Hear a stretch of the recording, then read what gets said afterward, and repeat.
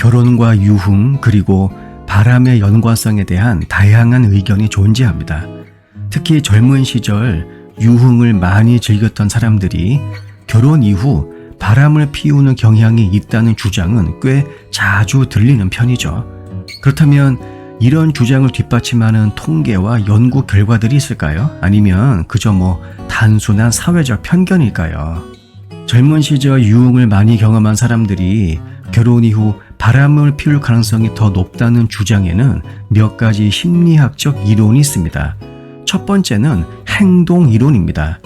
이 이론에 따르면 사람들은 젊은 시절의 다양한 경험을 통해 자신의 행동 패턴을 형성합니다. 그리고 이러한 패턴은 나중에 결혼 생활에도 영향을 미치게 되죠. 젊은 시절 유흥 경험이 많았던 사람들은 자기 성격의 일부로서 다양한 자극을 찾는 경향이 있으며 이것은 결혼 후에도 지속될 수 있습니다.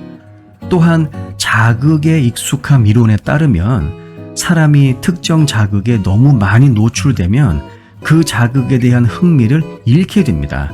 따라서 젊은 시절에 유흥을 많이 경험한 사람들은 결혼 이후에는 그 자극이 더 이상 흥미롭지 않을 수 있죠. 이 경우 바람을 피우는 행동이 자극을 찾기 위한 새로운 하나의 방법이 되는 경우가 많습니다. 실제로 이 문제를 다양한 시각에서 분석한 통계와 연구 데이터들이 있죠. 예를 들어 결혼과 가족 저널에서 발표된 연구에 따르면 젊은 시절에 유흥을 많이 경험한 사람들이 결혼 후에 더 높은 바람 불륜 외도의 가능성을 가질 수 있다는 결과가 있습니다. 이 연구는 사람들이 유흥 경험을 통해서 자신의 성향과 행동을 형성하고 이러한 성향이 결혼 후의 행동에 영향을 미친다고 설명하죠. 또한 내셔널 매리지 프로젝트는 결혼 생활에서의 충성도와 젊은 시절의 유흥 경험 사이의 상관관계를 분석했습니다. 연구 결과에 따르면 젊은 시절에 유흥을 많이 경험한 사람들이 결혼 후 배우자에 대한 충성도가 낮을 수 있음을 보여주었죠. 이러한 연구 결과와 통계는 유흥과 바람 불륜 외도의 관계를 설명하는 데 중요한 역할을 합니다. 하지만 사회적 관점에서 볼 때 이러한 데이터는 종종 편견에 기반할 수도 있죠. 다시 말하면 사람들은 젊은 시절의 유흥을 부정적으로 바라보는 경향이 있으며 이러한 시각이 바람을 피우는 행동과 결부되기 쉬운 것입니다. 사회적 낙인 이론에 따르면 사람들은 특정 행동이나 경험에 대해 부정적인 낙인을 찍는 경향이 있습니다. 이로 인해 젊었을 때 많이 놀아본 사람들이 결혼 후 바람을 피우는 경향이 있다고 보는 것은 사회적 편견이 작용한 결과일 수도 있죠. 대인관계 교환 이론에 따르면 사람들이 젊은 시절에 많은 사회적 상호작용을 경험하면 결혼 생활에서도 더 좋은 대인관계 기술을 가질 가능성이 높다고 합니다.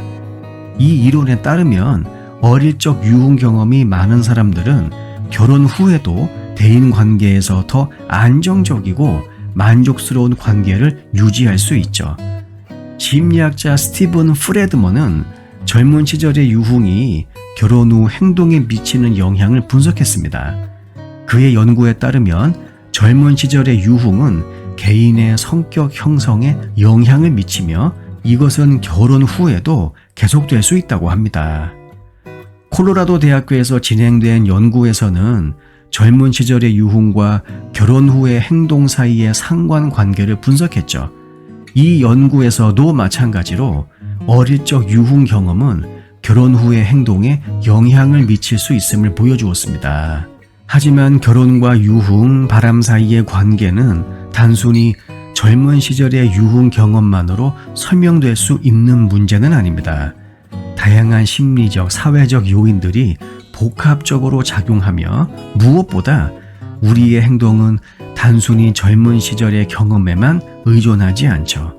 따라서 젊은 시절의 유흥과 결혼 후의 바람 사이의 관계를 논의할 때는 다양한 관점을 고려하고 각 개인의 상황을 이해하는 것이 중요합니다. 영상 내용이 도움이 되셨다면 구독과 좋아요 부탁드릴게요. 다음 영상에서 뵙겠습니다.